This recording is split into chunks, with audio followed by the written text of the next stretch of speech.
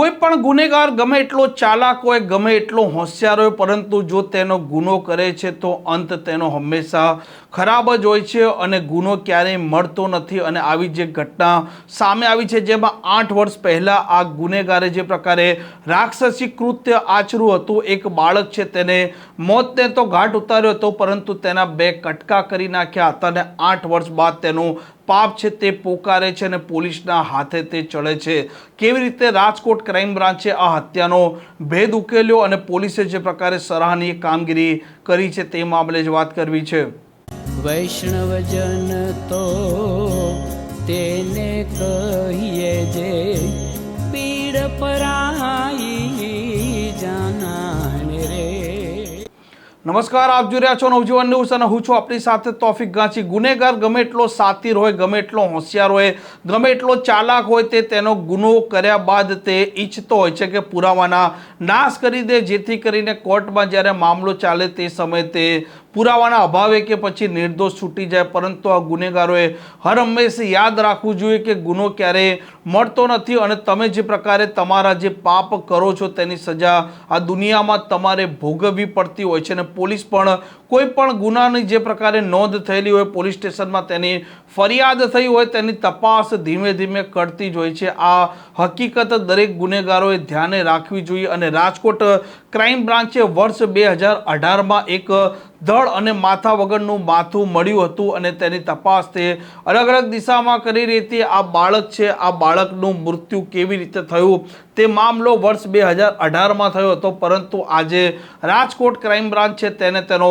જવાબ મળી ચૂક્યો છે અને અજમત મૌલા જે છે, અજમત મૌલા મુખ્ય આરોપી છે, તેણે વર્ષ 2018માં આ બાળક છે તેની હત્યા કરી હતી। બંગાળથી તે બાળકો ગુજરાતમાં લાવતો હતો, ચાંદી માર્કેટમાં આ બાળકો છે તેમના પાસે મજૂરી કરાવતો હતો અને ગરીબ પરિવારોને 8,000 રૂપિયા આપી તેમના બાળકો અહીંયા લાવ્યા બાદ તે શોષણ કરતો હતો અને જે પ્રકારે તેણે આ રાક્ષસી કૃત્ય આચર્યું હતું તેનું પાપ છે તે પોકારે છે અને અંતે પોલીસ કેવી રીતે હત્યાના ભેદ ઉકેલવામાં સફળ થઈ છે તે મામલે રાજકોટ ક્રાઇમ બ્રાન્ચના જેસીપી ચૈતન્ય માંડલિકને પણ સાંભળવા જેવા છે।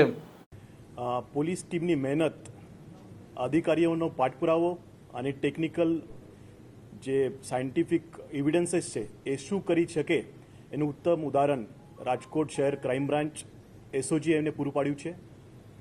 2018માં એક નાના બાળકનું માથું મળ્યું હતું નદીમાં, ધડ વગર હતું। 8 વર્ષ સુધી પોલીસ જવાનો સતત મહેનત કરતા રહ્યા અને 2025માં અમને પહેલી લીડ મળી કે એક જે એસઓજીની ટીમ, એસટીની ટીમ છે, જ્યારે એક જગ્યા રેડ કરવા ગઈ એમને ઇન્ફોર્મેશન મળી હતી કે એક લેબર કોન્ટ્રાક્ટર છે એ નાના બાળકોને બાંગ્લાદેશ અને વેસ્ટ બેંગોલથી લઈ અહીંયા ચાંદી બજારમાં એમના પાસે મહેનત કરાવે છે, બાળમજૂરી કરાવે છે। જ્યારે એસઓજી અને એસટીયુ અને ક્રાઇમ ટીમ ગઈ ત્યારે એમને એક આરોપી મળ્યો, એમનું નામ અજમત મૌલા હતું અને જ્યારે બાળકોના ઇન્ટરવ્યૂ કર્યા પછી ખબર પડી કે બહુ ત્રાસ આપતો હતો, બહુ એમને પરેશાન કરતો હતો અને છોટી છોટી બાબતમાં એમને મારતો હતો। એમની એમો એ હતી અજમત મૌલાની, એ બેંગોળમાંથી એમના પેરેન્ટ્સને કહી 8,000 રૂપિયા, ફક્ત 8,000 રૂપિયા આપી બાળકોને અહીંયા લઈ આવતો હતો અને એમને બહુ મહેનત કરાવતો હતો, ત્રાસ કરાવતો હતો અને બાળમજૂરી કરાવતો હતો। એના સાથે સાથે એ છોકરો ભાગી ન જાય એ માટે એને વિવિધ પ્રકારના ત્રાસ આપવામાં આવતા હતા અજિત મૌલા દ્વારા। અને જ્યારે ઇન્વેસ્ટિગેશન કર્યું અને કડક પૂછપરછ કરી ત્યારે અજિત મૌલાએ કન્ફેસ કર્યું હતું કે હું એક છોકરાનું મર્ડર કરી નાખ્યું છે, પણ મર્ડર ક્યાં કર્યું, કેવી રીતે કર્યું એ કબૂલતો નહોતો।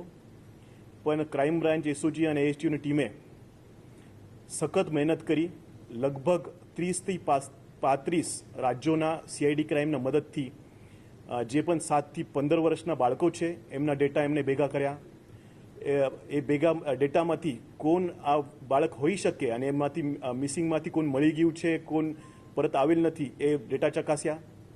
એ ઉપરાંત એમને જે ક્રેનિયલ સુપર ઇમ્પોઝિશન છે, જે ફેસ રિકન્સ્ટ્રક્શન એમને કહે છે, એ ટેકનોલોજીનો યુઝ કરી એને ફ્રેશ જે ચહેરા છે એને રિકન્સ્ટ્રક્શન કરવામાં આવ્યું અને એને ફેશિયલ રેકગ્નિશન ટેકનિકથી સરખામણી કરવામાં આવી ત્યારે લગભગ અમને ખબર પડી ગઈ હતી 2026ના શરૂઆતમાં કે જે છોકરો જે બોડી મળી હતી 2018માં એ જ છોકરો એ ગુમ થયેલો છોકરો છે બેંગોલમાંથી આવ્યો હતો અને લગભગ જે 20 છોકરાઓ આવ્યા હતા બેંગોલથી એમાંથી એક છોકરો મિસિંગ હતો એની જ બોડી હશે એવું અમને પાક્કું ખબર પડી ગઈ હતી.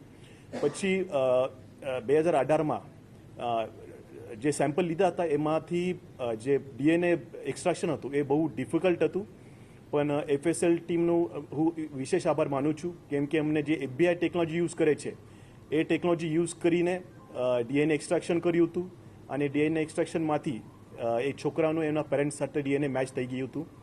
તો એ ખબર પડી ગઈ હતી કે એ છોકરો જે મરી ગયું હતું એ બંગાળમાંથી આવ્યું હતું અને એક જે 20માંથી એક મિસિંગ છે એ છે એ છોકરો હતો.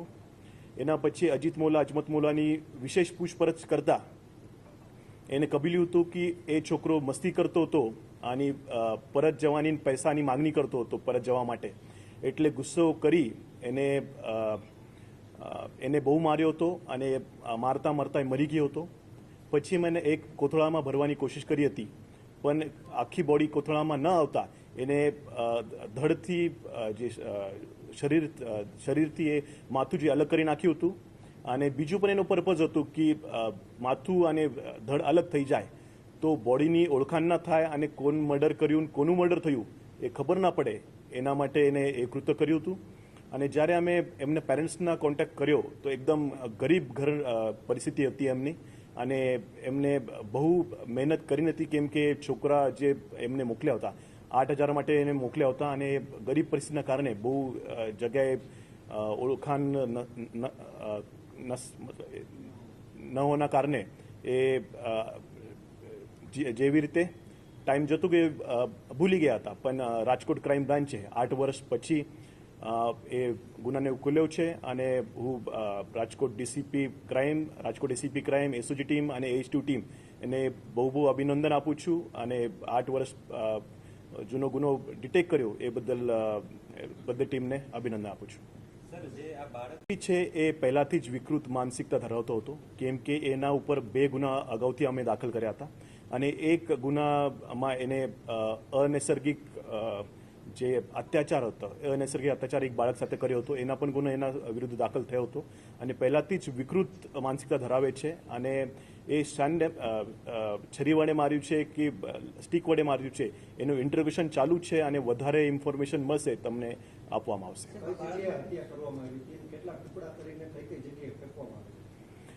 એ જે જ્યારે બાળકને એને માર્યો એ મરી ગયો એના પછી એને 2 ટુકડા કરવામાં આવ્યા હતા અને માથું અને એને અલગ અલગ જગ્યાએ ફેંકવામાં આવ્યો હતો. અત્યારે જે ડિસ્કવરી પંચનામા છે એ અમે કરવાના છીએ અને હોપફુલી બીજી જગ્યાએ જે કહે છે એ જગ્યાએ અમને ડિટેલ્સ મળી જશે.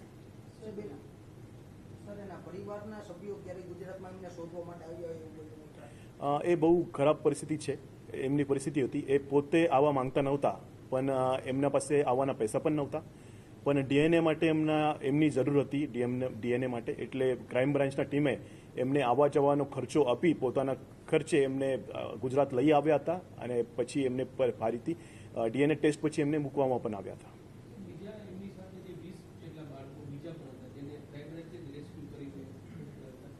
એ 20 જે છોકરાઓ હતા એમાંથી એક ગુમ હતો અને 19 જે છોકરાઓ છે 19 છોકરાઓને એને એવી રીતે એને કહ્યું હતું કે એ છોકરાને હું પાછો બેંગોલ મોકલી દીધું છે એવી રીતે એને કહ્યું હતું. સર, જે આરોપી છે બાળકોને કેટલા ટાઈમથી મજૂરી માટે ગુજરાતમાં કે રાજકોટમાં લઈ આવતો? એ ઘણા બધા વર્ષોથી 2025 સુધી એ લગભગ 10 થી 12 વર્ષથી એ બાળ મજૂરને મજૂરી કરાવતો હતો. એને 2 ગુના એમને નોંધાયેલા છે. એક બોન્ડેડ લેબરનો જે કેસ છે એ બેંગાલમાં એમને નોંધાયેલો છે અને એક જો પોક્સોનો કેસ છે જે અનૈસર્ગિક જેને વ્યવહાર બાળક સાથે કર્યો હતો એના માટે એક ગુનો આપણે રાજકોટ સિટીમાં દાખલ થયેલું છે. ઘટના સમયે બાળકની ઉંમર 14 વર્ષની હતી 2018માં. સર, આ બાળકો જે રાખવામાં આવ્યા હતા તેની સાથે સાથે અન્ય પણ કોઈ બીજા બાળકો તે લેવીને બીજી જગ્યાએ રાખતો હોય કોઈ ડિપાર્ટમાં ખુલ્યું છે કે માત્ર રાજકોટ જ કામ કરતો હતો કરાવતો?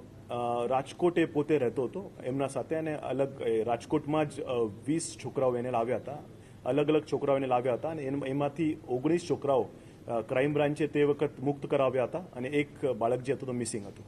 ડીએનએ રિપોર્ટ થોડોક મોડો આવવાનો 8-9 મહિનાનો સમય, આનું કારણ શું? ડીએનએ રિપોર્ટ સૌથી પહેલાં તો એક્સ્ટ્રેક્શનમાં જ બહુ એમને તકલીફ પડતી હતી.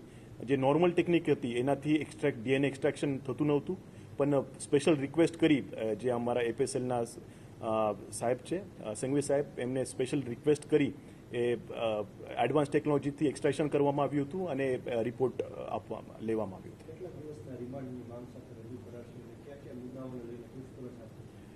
ટ્રાન્સપોર્ટ વોરંટથી તો એને લઈ આવ્યા છે. હવે રિમાન્ડ જે છે કોર્ટમાં એમને પ્રોડ્યુસ કરવામાં આવશે અને મેક્સિમમ રિમાન્ડ એમનું માંગવામાં આવશે. અમારી ડ્રાઈવ લગાતાર ચાલુ જ છે.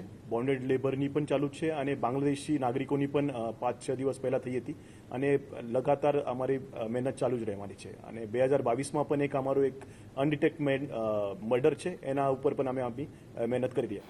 આ પ્રકારની ક્રાઇમ સ્ટોરી માટે નવજીવન ન્યૂઝ ત્યાં ચેનલ સાથે જોડાયેલા રહો. નમસ્કાર.